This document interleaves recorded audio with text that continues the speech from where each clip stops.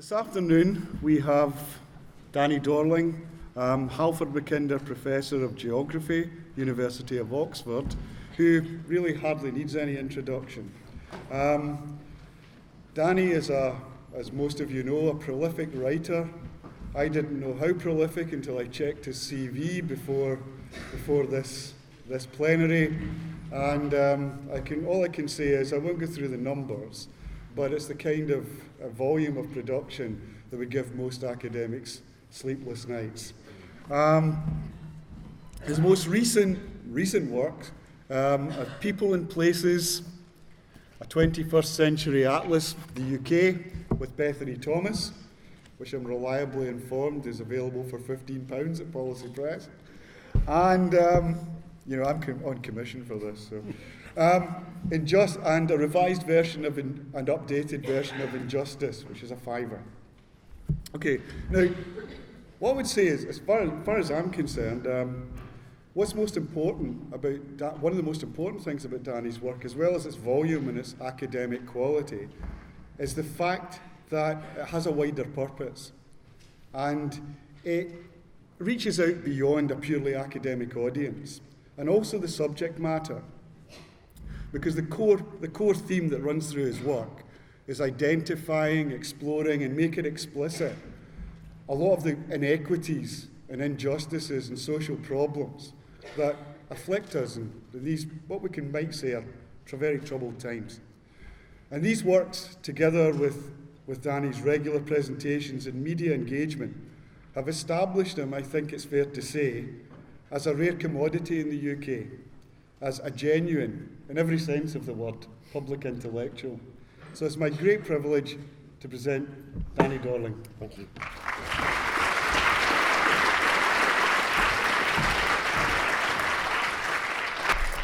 Thank you very much for coming. I'm going to show you some maps because I'm a geographer, but before then I'll make a few claims. Some of these claims may appear to be extreme, but I don't think they are. The main claim is that demographically more has happened in the last 15 years in this country, or these four countries, than in the previous 50. If you worry about demography, old-fashioned demography, the kind of things you look at are fertility, mortality, migration, and marriage. I'll show you quite a lot about migration soon. Fertility, we now have an average age of first births which is over 30. People are delaying becoming parents as they have never done before. But most dramatically, mortality, you may have read in the press the last couple of days, and it was released first of all towards the end of January. Last year saw the biggest increase in deaths in England and Wales that has occurred at any point since the Second World War, albeit 1 year in the 1960s, which may be a year in which people were coming in to avoid migration controls. Mortality rose by about 5% last year. Mortality doesn't rise normally. In Scotland, the number of deaths rose by 8.5%. The minute I saw that, I thought it was huge. But the bigger shock, the thing I really cannot understand, is how the Chief Medical Officer of Scotland can produce a report on Scottish health which came out, I think, on January the 20th, and make no reference to the biggest increase in people dying in 1 year that there ever has been in Scotland.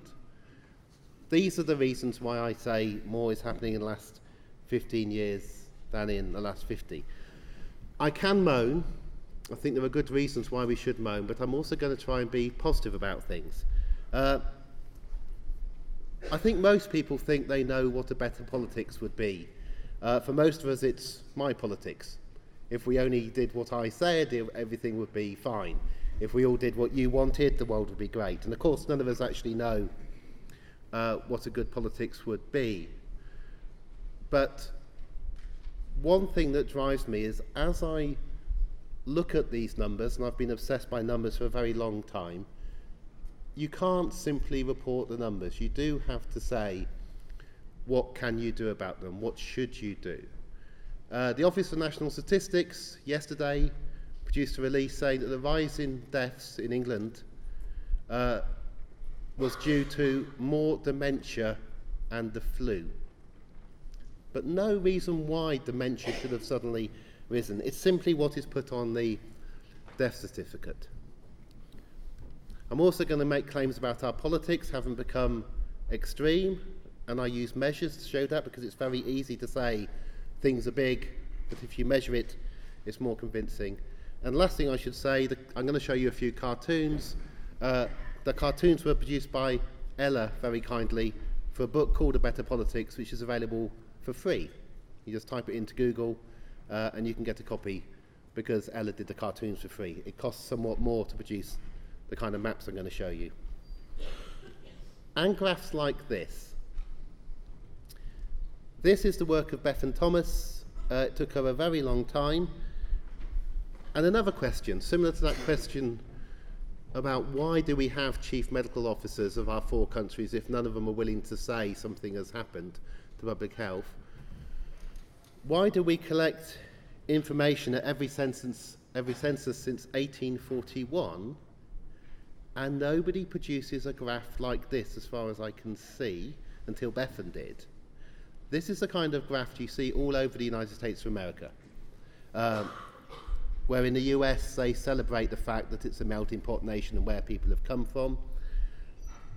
We don't do that in the UK. We are a very strange country. It's an absolute scale, so of course if you took into account that the fact the population has risen, it would alter somewhat. But it's showing you just how big the rise is, and from how many places.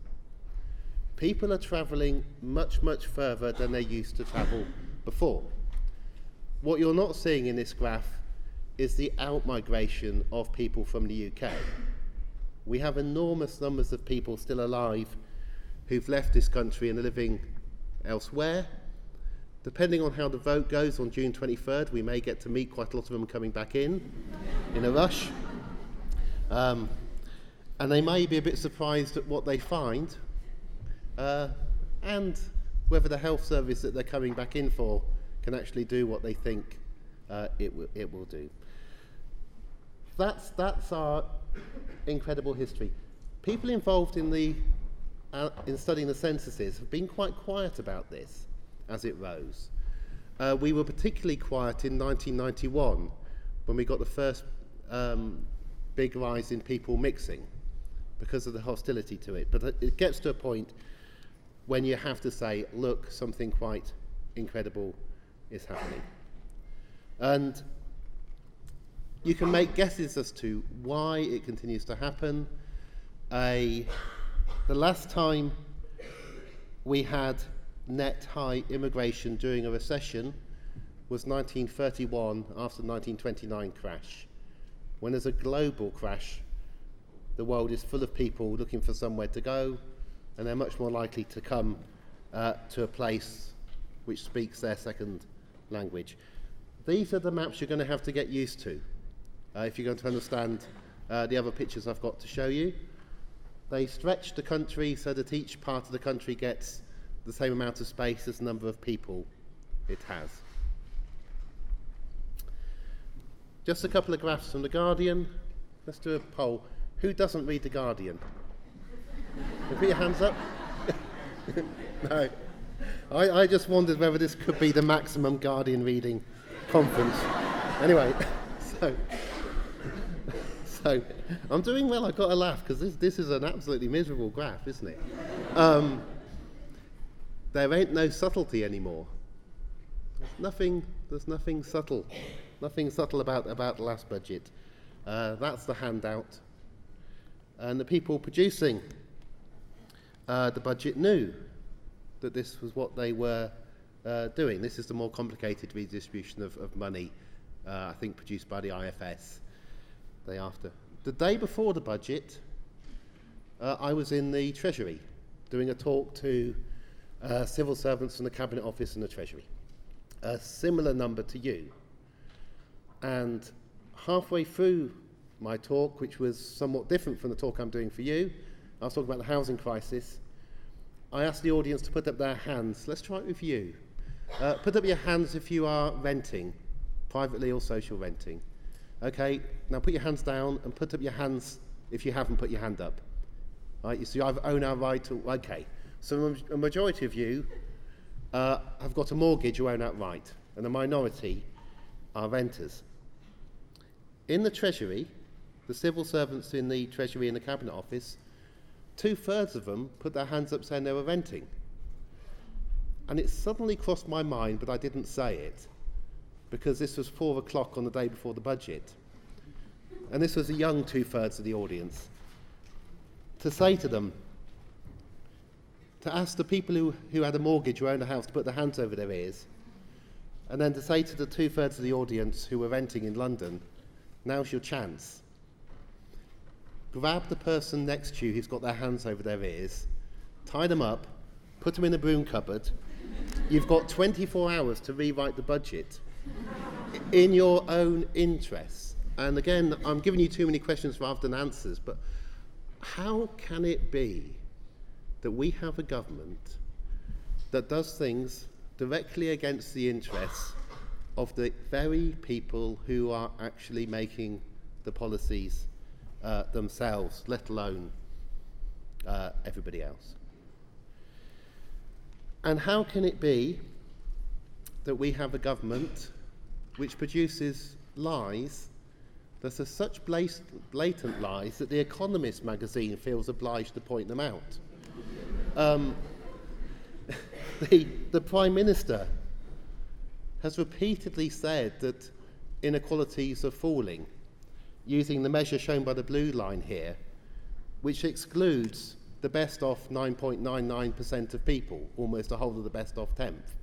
And yes, if you exclude the best off tenth of the population, we are more in it together. The red line shows you a somewhat different pattern. I worry whether we have collectively become so innumerate that it is possible to do things which may have been harder to do in the past because the population had a better idea of numbers. But that may just be a cheap kind of justification for why you should look at numbers. My last graph, I think, before I show you some maps, and again, this is part of the claim for the extraordinariness of our times. This is the segregation index of the Conservative voters in Britain, shown since 1918. We've actually got the data back to the 1830s. Now what this is showing you, or the way I describe how you work out a segregation index, if you imagine, I won't do it, I was going to say, put up your hands if you did vote Conservative. Right. Imagine that 30% of you, whatever, 25% of you, which is how many did vote Conservative in May 2015, 25% of you voted Conservative, and you were all over there, we call it Surrey, okay? And now you have to imagine that I have a magic butter knife, and this magic butter knife, it's very large, is going to spread you lot evenly across the audience. What this statistic says is what proportion of you, the minimal proportion I would have to move to get an even spread of Conservative voters across the audience. So it's not about how well the party does in terms of winning, it's about how geographically concentrated their voters are. Now, from 1918, which was a khaki election and a very strange election, it was the last election in which the third party did best. The third party was Sinn Féin, and the third party got over 70 MPs in 1918. The election since then when the third party did best was 2015, when the SNP got 56 MPs. From that election onwards, Conservative voters became more evenly spread out across the country. The propensity to vote Conservative in very Tory areas, which were often very Protestant areas in Glasgow and the North West, fell. And the propensity to vote Conservative in areas which didn't, which were often Liberal areas, rose. And so by the 1950s and 60s, you had a pretty even spread of Tory voters everywhere, which wasn't great for the Tories, which is partly why they lost to Wilson in 64 and 66. Everything changed in 1974. Between the February and October in 1974, the southeast of England, the voters switched to the Tory party. And we saw it in the election result in October 1974. It's a little jump in the graph. The year after, the Conservatives anointed Margaret Thatcher as their leader in 75. Little drop down to 79, and then every election after 79, the segregation of the Conservative voters increased. So the areas where they were most popular saw more and more Conservatives, and the areas like Scotland where they were less popular saw fewer and fewer. The remarkable thing, I'll stop saying remarkable at this point, but is the last election, which saw the biggest jump ever in the segregation of the Conservatives. That jump up to surpass the 1918 maxima.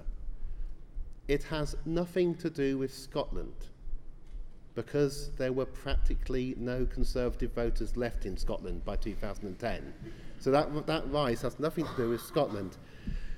That rise is increased popularity of the Conservatives in places like most of Oxfordshire, apart from Oxford East, and in the home counties. You think, how the hell did they win an election in May 2015? They won it by taking the seats from the Liberals who were trounced. And it was incredibly lucky for them to. But we've ended up with a country where you have never been less likely to meet somebody who doesn't vote like you vote, depending on where you live.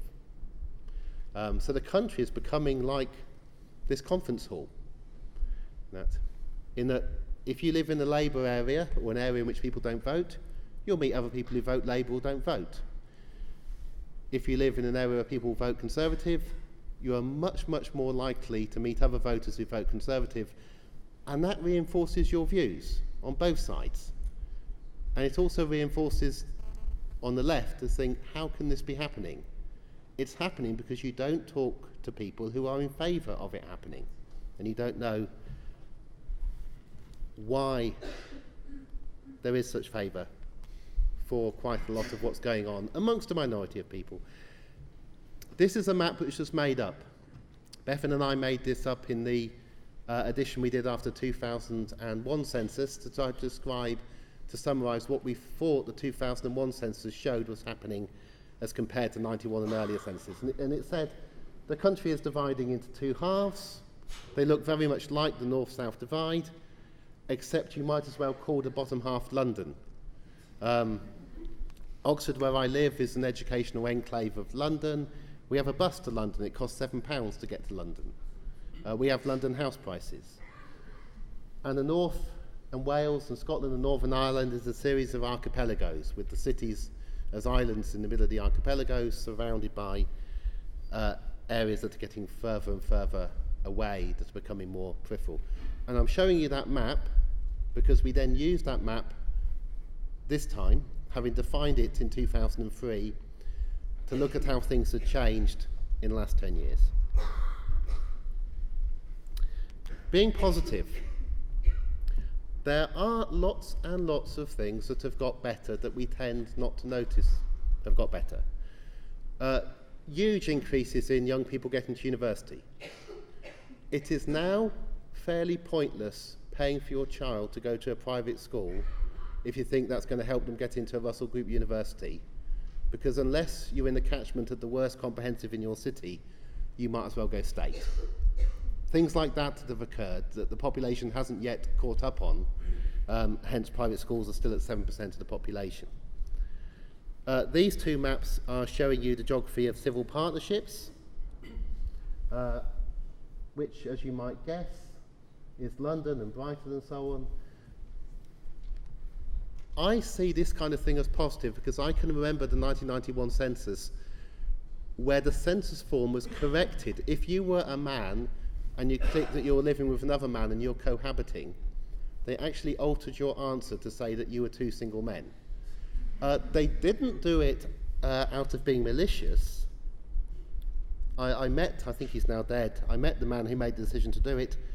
He was gay and Jewish. They did it because they knew how the 1933 census had been used in Germany.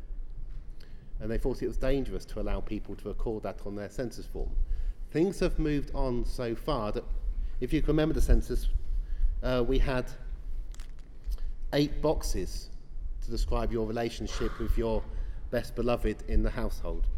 And this one is showing you areas which have had an increase in people who are married, which is only London. Marriage has been dropping in popularity for 40 years. In 1991, London was the only place in the country where a majority of working age people were not married. And then all over the place you get areas where a majority of people are not married. And suddenly we get a turnaround. And there's been lots of turnarounds in London. The other big turnaround has been, for years and years, London has sucked in a greater proportion of graduates. So our graduates increase up to, I think 2 million over 3 years. And every decade, a higher percentage of those graduates end up in London. So London's just jam-packed full of graduates. In 2011, for the first time, the number of graduates in the middle of London fell. So there are changes. The big change, though, is who's coming in from where. I'll go through these fairly quickly so I don't overrun. And these are graphs just showing you all we know since the census. We know remarkably little since 2011. Lots and lots of things have been cut. There was a proposal to cut the weekly death counts, and luckily they weren't. If they had cut them, we wouldn't know that we'd had the biggest rise in mortality. But this is what we know about numbers of people estimated to be in the country, born in other countries, and I'm only showing you to show huge variety, increases from many, many places. The biggest increase in immigration in the UK, though, to 2011, is the increased numbers of English who are now living in Wales and Scotland. That's the biggest immigrant group still in the country, because everybody's moving further. No increase in people born in Africa since 2011, and the map is showing you in the green areas in London actual decreases, because people are being pushed out of inner London. This is the increase in people of mixed ethnicity, 2012, 13, 14. Really rapid increase going on. You would be unusual now if in your wider family, your siblings, your nieces and nephews, your uncles and aunts, to be all white is now quite unusual as a family. But the biggest change in mixed ethnicity is again London. And you see it becomes a repetitive story about London and where we are at the moment in Birmingham, and then less change around, but it's changing. Sorry for the complication of the graph. This story was reported by others recently. Every single ethnic minority group and every group associated with immigration have all done incredibly well in British society to stereotype. You can, of course, say things are much more complicated than that, but when I was first studying these kind of things, there was a myth about 2 kinds of migrants. The myth was you had the Jewish migrants and the Hindu migrants, and they did well at education, and you had the Irish migrants and the Black Caribbean migrants, and they did badly. Turns out all the children of migrants do well, because children of migrants are children of people with get up and go, and because we are not as bad as the United States, despite all our problems. Okay, the last few graphs are going to just look at the southeast, because it gets too hard, I think, to see the whole country. So if you've got incredibly good eyesight, you can read the names. This is just a way to get you to buy the book, 'cause it's so frustrating. That's where I now live. And so describing it, Oxford East is, and you can see how much I drank last night. Oxford East, of course, is the east side of there, and it's very different from the rest. Everywhere is touching where it should do, and everywhere is the size of the people who live there. Okay. The green areas are the areas with the highest increases in students to 2011. And so you're looking at Manchester, Liverpool, Sheffield, and a bit in London, but that was to 2011. Since 2011, and in particular since last year and the free market, anybody can go anywhere, we've had drops in northern universities and huge rises in Reading, Exeter, Bristol, Southampton. Reading booked out every hotel in the town for the numbers of extra students they got, and only charged the students £20 a night to stay in there. What you never hear is who's losing, but people are losing. But overall, look at that, the number of students keeps on rising, partly because what on earth else do you do when you are 18? It's a captive market, and it's good to go to university. And if you're a very imaginative 18-year-old, you may realise that there's no way the student debt is ever going to be repaid. Between us, try and keep this quiet, for June the 23rd, the biggest increase that there has been in students in our universities in England has been students from mainland Europe last 2 years. Huge increase.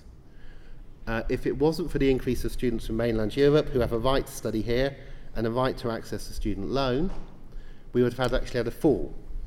And if we have a fall in students, that means we have to sack people. Well, or reduce the salaries at the top of the universities, which is never seen as possible. So why have we had this huge increase in students coming from mainland Europe? Are they really attracted by our incredible marketing? Do they want to pay £9,000 a year? Or have they worked out that when they go back to France, which is the country sending most, or Romania, which is sending relatively high numbers, but not absolutely high numbers, and they receive a letter, if it ever gets to them, asking to identify where they were living to pay the debt back, they don't reply to the letter? If you want to know why the student loan system isn't going to work, the European students is one of the reasons. But keep it quiet till after the 23rd of June. The other question you've got to ask is, why are our children not going to Europe? And I think we've made them more timid. It's not cheap, even though the courses are often free, but I think we've made them more timid. Just a few other things to show you things are changing. In general, there's been a big decrease in overworking. That's all the pink areas on the map, apart from central London, where it's increased again. The graph is showing you nationally the proportion of people who are working more than 45 hours a week. It's concentrated in financial industries, it's concentrated in London. Finance sacked people in the suburbs after the crash and brought them in to the middle, or kept the people who were in the middle and housed them working longer hours. There's all these kinds of things changing. This is a change in people with degrees. It's green because everywhere it's going up, particularly now in East London. That's Barking and Dagenham and so on. The light area in the centre and west of London is that lack of an increase in people with degrees. And of course, the number of degrees keeps on rising up to 2014, which is the latest data we have. This is people with no qualifications. And there's a big rise in the wealthiest part of London with people with no qualifications. This can include people with qualifications that can't be matched from countries overseas, but I suspect it also includes servants who have no qualifications. And we've seen a big increase in servants in the middle of London. The blue map is showing you the rise in education. There was a rise in education up to 2011. New Labour did spend money on some things. The dark areas show you Cambridge and Oxford and part of central London taking more than their fair share, which is why the house prices are so high now. And that's a fall in jobs since 2012 in education. The education budget is supposed to be ring-fenced. It's only ring-fenced up to age 16. So if any of you have got a child in the sixth form, you'll know how fast it's being cut. And here's the financiers and bankers, and that increase in central London, and decrease around here. Decrease in the people who used to go in on the train reading the Telegraph and working out how to do those strange shares that mean you don't have to pay tax. Those kind of people have now died, and there's a new kind of person.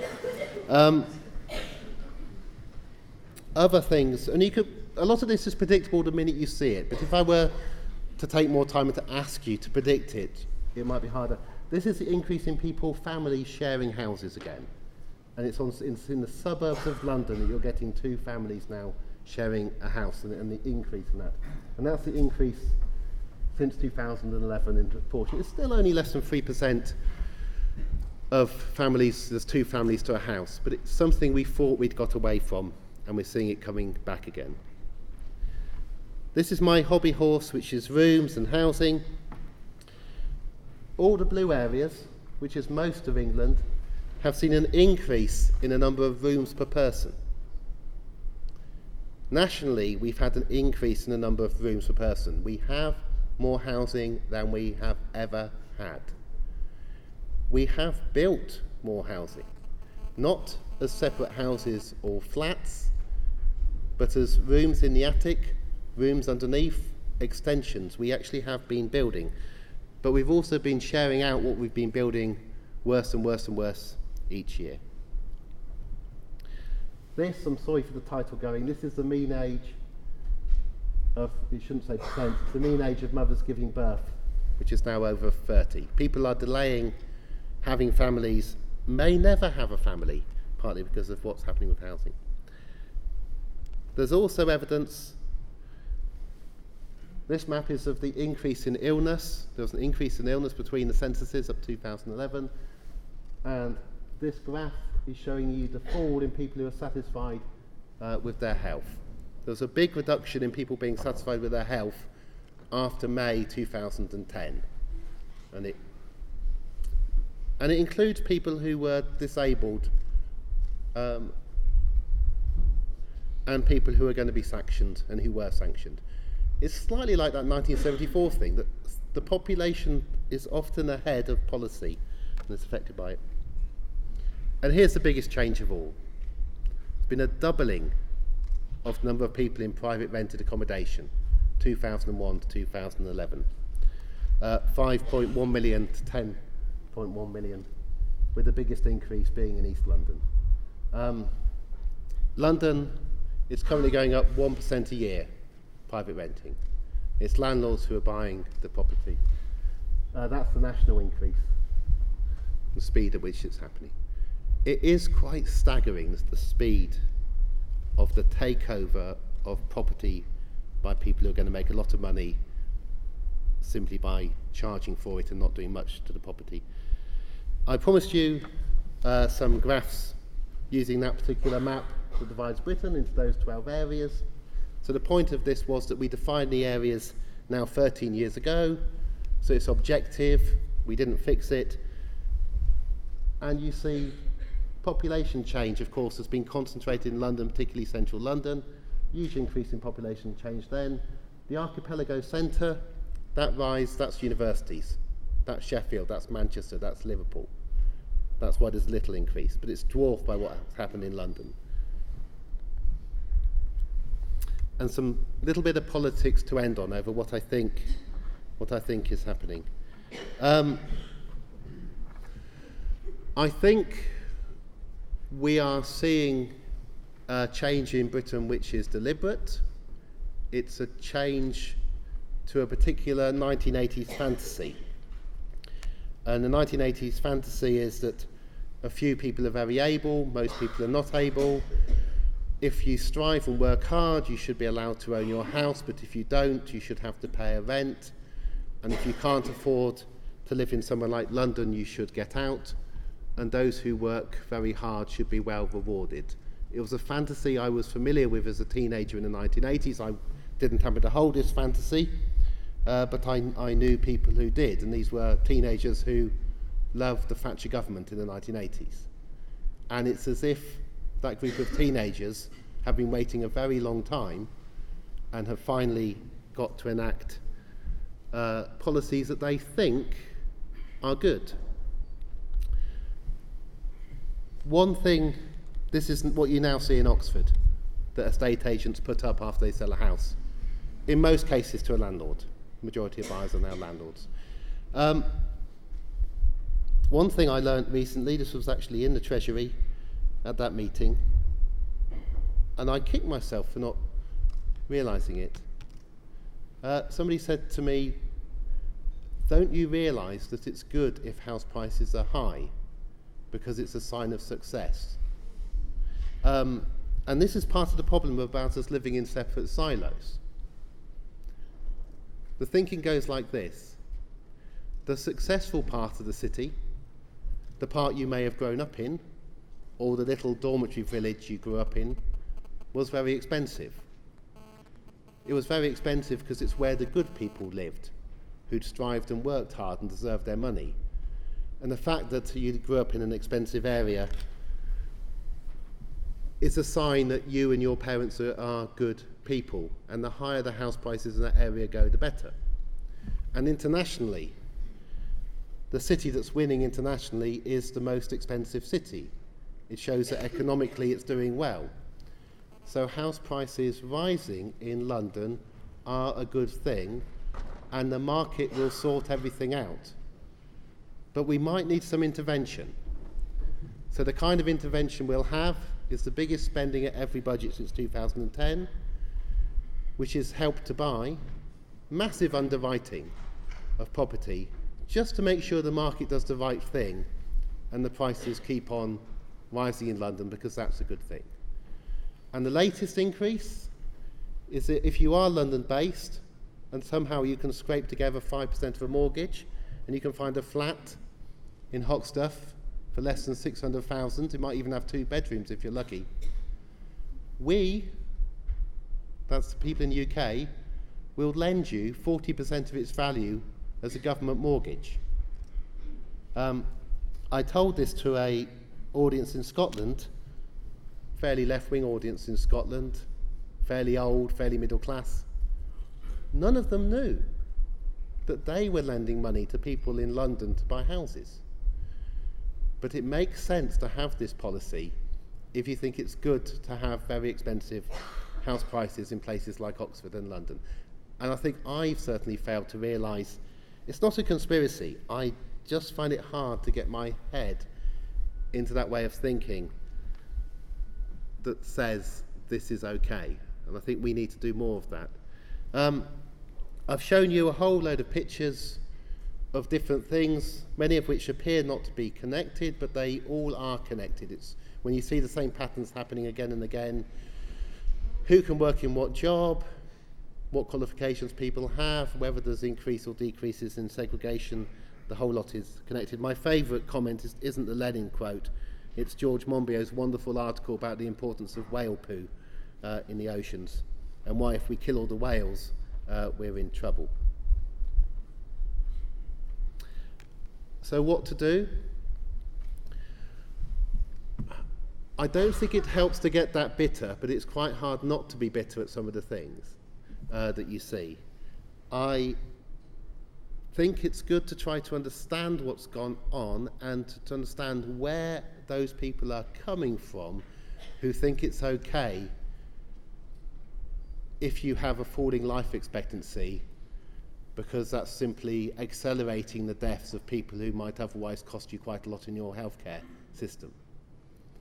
I think you have to not condemn them, but help them understand that most of them will grow old, and when they are old, the last 10 years of their life, no matter how wealthy they are, will not be particularly enjoyable if the country carries on moving in the way it is.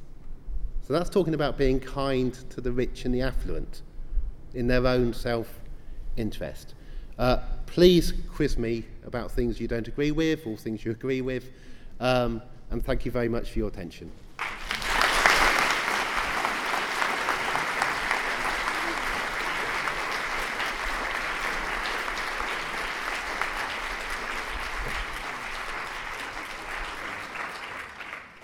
Okay, thanks. Thanks, Danny, for an inspiring if troubling presentation. We'll take questions now. People could wait till they're handed a microphone and I'll take questions.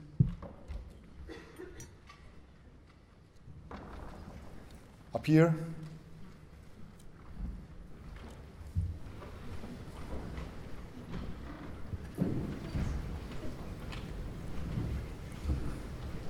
Hi, I'm Helen Kennedy from Sheffield. I thought that was great, especially great if you like numbers and graphs. I was interested in your comment about people becoming more enumerate. I don't know if that was speculation, if there's any research about that, any evidence, any numbers about that. Okay. I'll do that one quickly. Yes, there is some. I'm obsessed by numbers. The OECD do a survey of people's ability at numeracy, problem solving and literacy at age 15 and age 16 to 24 across countries. If you look at the richest 25 countries, we and the United States are pretty bad at age 15, 16. But what's fascinating, I wish I brought the graph, if you look at up to age 24 and our ability on the basic maths test, we're right at the bottom of the US. So we're teaching maths in a way that gets a child to get an A rather than a B at GCSE or a C rather than a D, but not to learn maths. However, having said that, there is other evidence from Flynn that shows that each generation of people over a whole generation is becoming remarkably more numerate and logical. So in the long term, we're becoming better and better at visual thinking and worse at doing things like knowing how to plant a potato. I mean, it's a zero-sum game. So long term is a good message about our ability. In the short term, we've become very, very bad, and we are the worst at maths in the whole of Europe, particularly by age 24. And because of an obsession about passing a test on a particular day, and a lack of understanding by Michael Gove about what education is. It's not about getting a high test result on a particular day, which is what Michael Gove was good at. Graham Crowe. Thank you. Just to follow up from that, I wonder if you could kind of extend the point about being good at maths to being able to analyse an argument. On the radio recently, there was someone interviewed about the changes to buy-to-let arrangements budget, and this woman, who was a buy-to-let person but also a financial journalist, said that it's because of buy-to-let that inner city areas have been rejuvenated. That was the kind of causal effect account that she was presenting. Yeah. And I spoke to the radio at the time and said that I thought it was more complicated than that. Yeah. But I was surprised that the interviewer didn't kind of pick her up on that. But it's not just about being good at maths, it's also about the interpretation and the development of arguments and so on. Yeah. And so I suppose I'm interested in having thoughts about how we might improve not just numeracy, but also kind of that broader literacy around understanding the sorts of things that social scientists try to do when they're addressing issues around causation. Yeah, thanks for that. It's a tricky question. It depends where you're coming from. I've done some work with medics and epidemiologists who have a particular view about causation, which is you really do need to think you know what's going on, and you need a dose-response relationship. You need to give the medicine in increasing doses with nobody knowing that's what you're doing, so fairly unethically, and watch the result actually rise. And that is the only way to be fairly sure. But working with them, you can see the way you go through other possibilities. So you could far better say that the increase in flats in inner cities has been due to immigration. And if it wasn't for immigration, we'd have never built these flats because we would have never had increased pressure on our housing stock. We'd have been like Germany until Germany's recent good fortune to get 1 million highly skilled middle class people and their children in. Germany was demolishing property after property in shrinking cities. If we hadn't had an increasing population, that's what would have been happening to the middle of Bradford, the middle of Leeds, the middle of Sheffield. And that is what was happening up to around about 1995. In the 1990s, 15% of the entire housing stock of Glasgow was demolished, a sixth of a city in just a decade. Buy-to-let landlords just alter who finances the building and just how shoddy the jerry-built flats are. And it's well worth looking at them. They are not well built, these flats in the middle of our cities. They're built to maximise short-term profit. Question over here. Simon Smith from Charles University in Prague. I was interested in your electoral geography graph and startled by the finding that you're less likely than ever to meet someone in your constituency who votes different from you. Yeah. You said that that's not due to Scotland in the last election. You didn't offer an explanation. How much of that could be explained though by tactical voting? Yeah. How different would those graphs look if you took into account lifetime patterns of voting? Or elections with a different electoral system, for example, have you tried calculating this for the European elections with a more proportion? These are all good ideas. Norman Tebbit complained that I hadn't calculated it for the Labour Party on the own. Tactical voting should certainly increase it a bit, but it shouldn't carry on and on increasing it. And tactical voting only really came in when the Liberals started doing well and the SNP after 1983. Lifetime is interesting. Whether we're seeing Conservative voters migrate to economically successful areas or become Conservative when they arrive there, I think you get assimilation occurring. So if you take Oxford East looks like a Durham pit village politically. It's 50% Labour vote. It's risen in the last two elections, while all around the Conservative vote rises. So to fit in socially in Oxford East, it helps if you vote Labour. And Oxford East is fairly posh. The tactical voting is that people don't vote Green in general elections in Oxford East, despite the fact they vote Green in local elections. But I should look more. We have a ridiculous voting system. Just 25% of the electorate secured a Conservative majority. Labour keep quiet because in 2005 they secured a majority with just 20% of the electorate. The only country I found in the world that's worse is Colombia, where the president once got in on 18%. Even in the US, you need a higher proportion. So it is truly, truly odd. There is a hope that Labour will put PR into their manifesto. The Shadow Chancellor has promised it. It's possible. And that's what it takes, is for one of the main parties to actually want it and put it in a manifesto.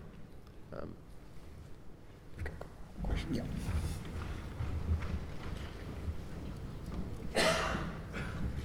Thanks very much, Jenny. Louise Ryan from Middlesex University. It was when you were talking about the fact that they were destroying housing a few years back in the 1990s. It reminded me that in London in the 1990s they were closing down schools.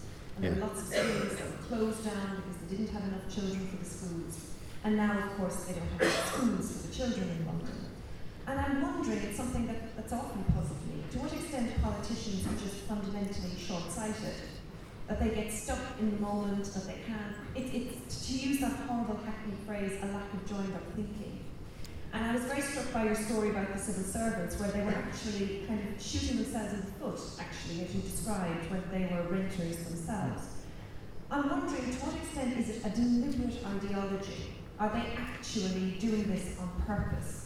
Yeah. Or are they in some ways just so naive and sort of very short-sighted because of people like David Cameron? Their lives are sort of so different from the rest of ours that they genuinely cannot see the long-term consequences. So to what extent do you think it's deliberate, or is it just their worldview?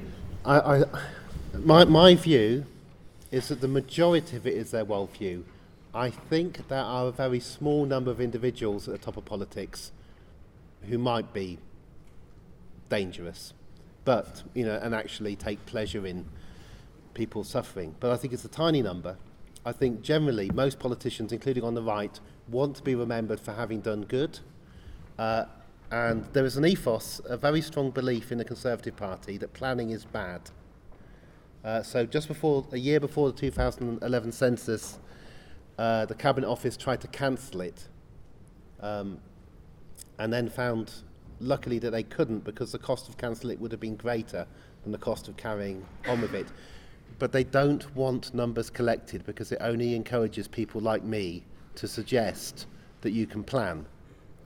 And the danger is, as soon as you have that, you get socialism. So Howard Wilson loves the census. He funded the biggest one ever in 1971. They believe that planning stifles creativity.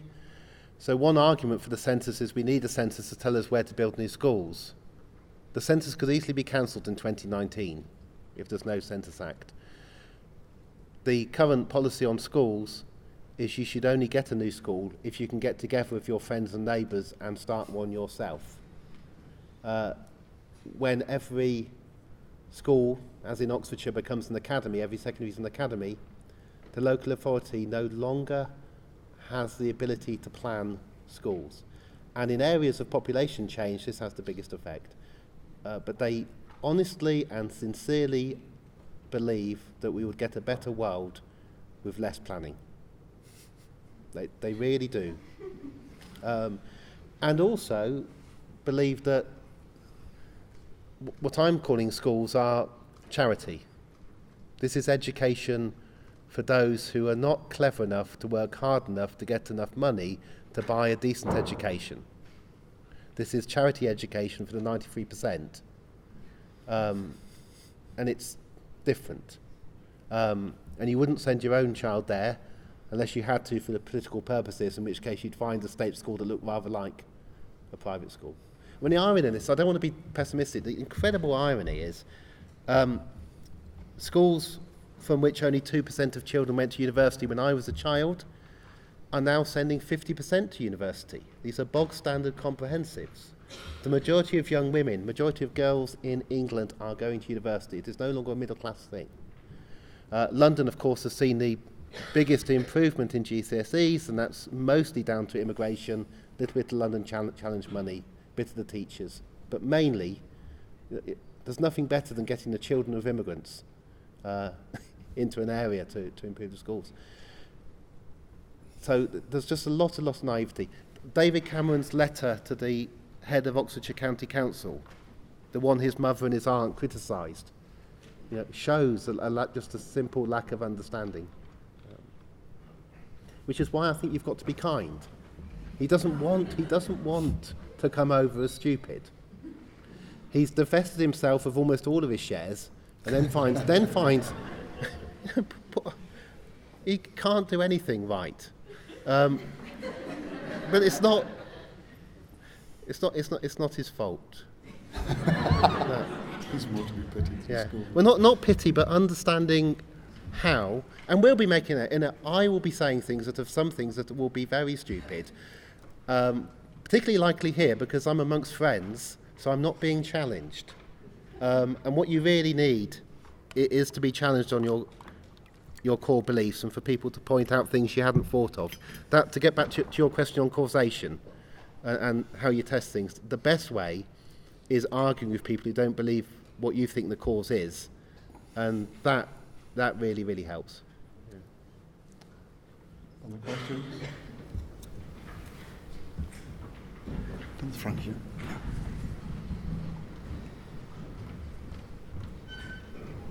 Thanks very much. I want to ask a question about young people. My impression is that there are statistics to show that the young are really doing worse at the moment. And I mean, just from my own children who've all been to university and had a middle-class background, the erosion of employment rights is really shocking.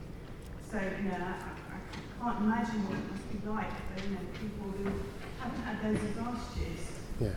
From being fired every day if you're a teaching assistant, you're expected to work 2 weeks without pay in a hotel, or even if you work for a charity, having to go without sick pay and holiday pay.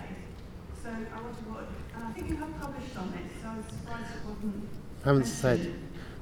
I've published on the mental health of the young, which is getting worse. But I've been surprised not to find other evidence of things getting worse. So we haven't had, we haven't had a big rise in drug use, particularly heroin use amongst the young again.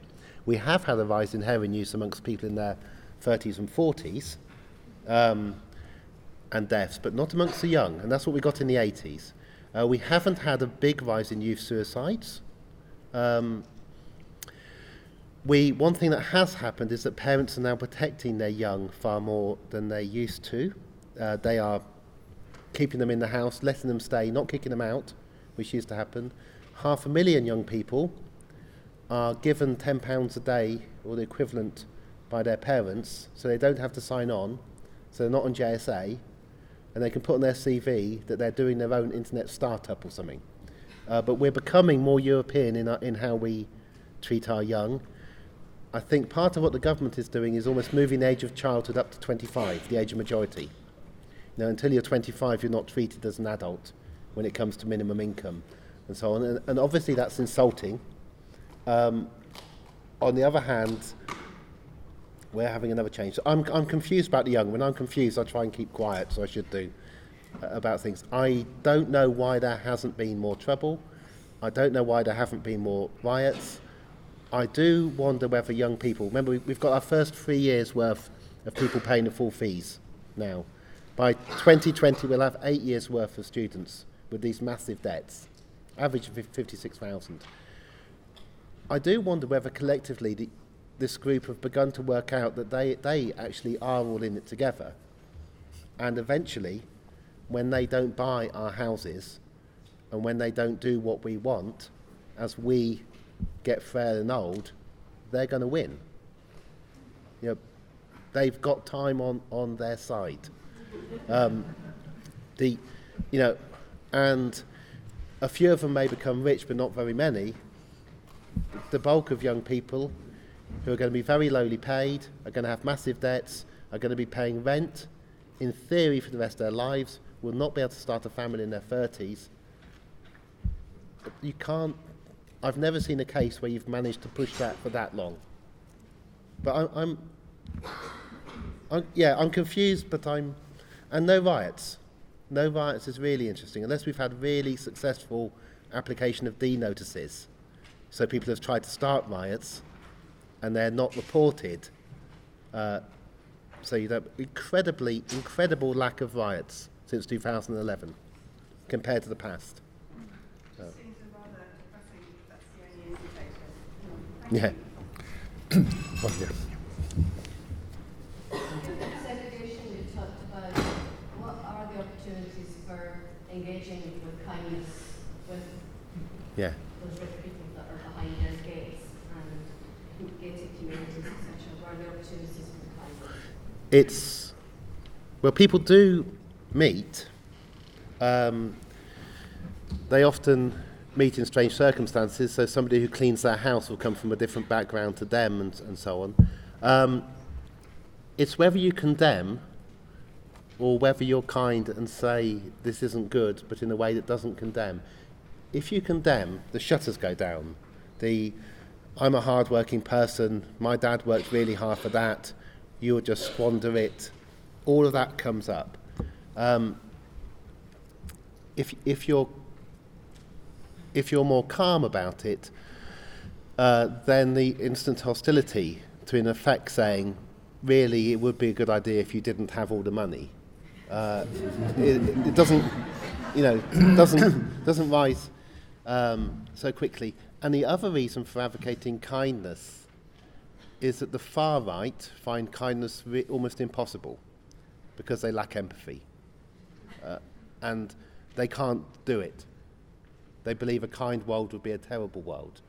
It would be economically bad. We need people to be selfish. We need them to be greedy. We need them to be tough. We need to chuck people out of houses they can't afford to live in. We need to make them go and live in Stoke and Liverpool. We need to have children drowning in the Mediterranean with our gunships there to teach a lesson. they can't do kindness, which is another good reason for doing kindness.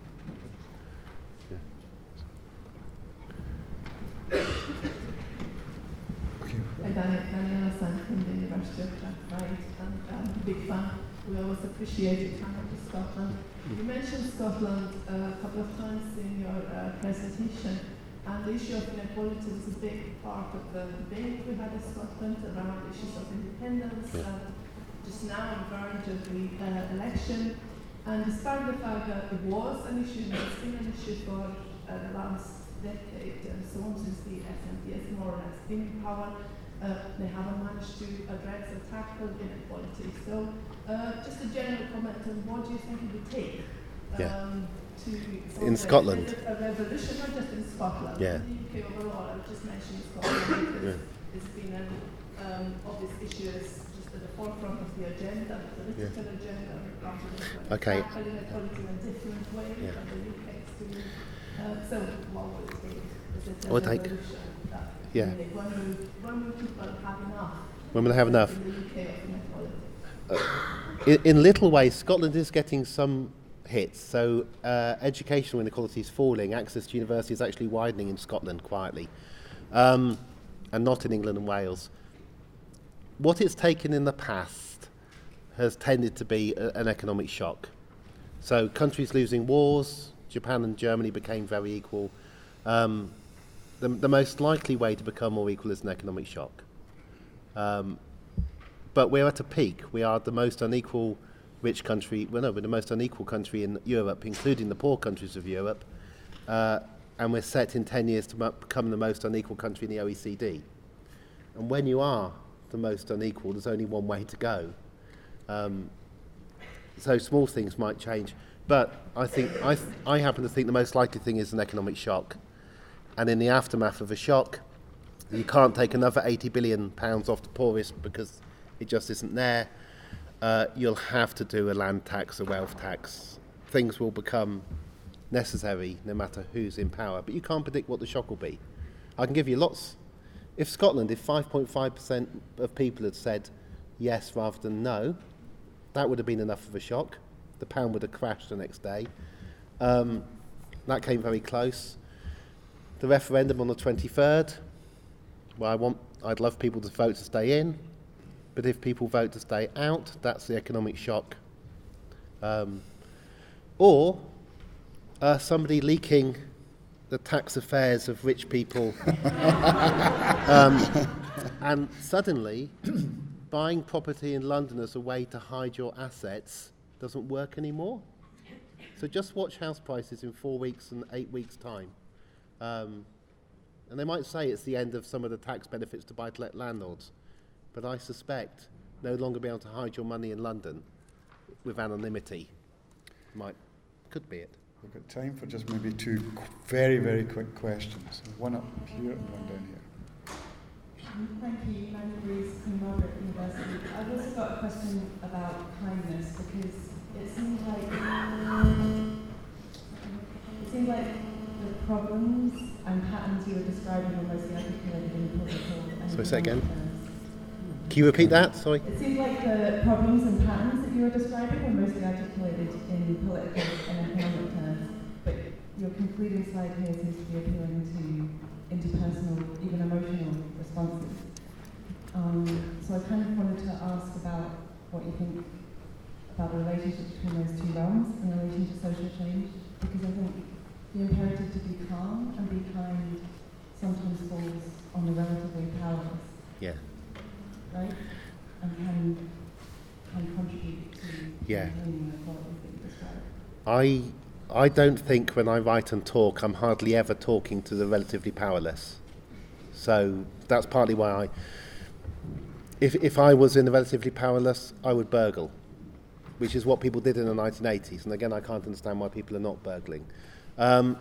So I always think I'm talking to people who are fairly powerful and saying it might be better, rather than to condemn outright, to say you too will have quite a bad life even though you've got a lot of money. Your children will be segregated in the way they're not segregated in any other European country. you'll be forced to live in an area of town that you think is safe. You know, just explaining what is bad about this for the pretty affluent, I think would be helpful, rather than saying you're a bunch of immoral people who are just killing people, which you could make that case for, but they are not generally choosing to do this. But in Scotland, you know, you've got to ask, how can deaths rise 8.5% in 1 year in Scotland and nobody say anything about it? And it really, really wasn't the flu. You know, we've got numerous lab reports now about the flu. Okay, one final very quick question. Okay, so you had multiculturalism in your title. Yes. One of your first graphs was about the increasingly diverse population. You've all been thinking about offshore wealth, the vestiges of empire, but your story was very bounded in terms of geography within this sort of island mentality. Yeah. I mean, are there ways in which we need to think of these stories in a broader frame in terms of the legacies of empire, connections to other places, the transnational and the global, which is the theme of this conference? Yeah, thank you. And you've helped me a lot, Anne, because this is what I forgot to say in the talk. One thing I think is going on, and that's why I put multicultural in the title, is I think we're in the last stages of coping with the fact that we no longer have an empire. And we're in the final stage of adjusting to that. And there's a group of people who hate the fact we no longer have an empire and want Britain to be great again, and think if we just leave the European Union, that's what's been holding us back. And also these horrible planners have been holding us back. And if we let our top cornflakes rise to the top with nothing to control them, to stop them, we will become the richest place on the planet again. It's the last kind of dying kick of empire that we're seeing. And if you see things like that, it is possible to be far more optimistic than you might otherwise be. I'll give you one last stat just to end with, which makes me optimistic. The richest place on the planet before us, the place with the largest mini-empire, was the United Provinces in what is now the Netherlands. Amsterdam was the richest city before London. House prices in real terms on that posh street with the canal in Amsterdam peaked in 1675, and then they fell for 300 years. And that makes me glad. That's it.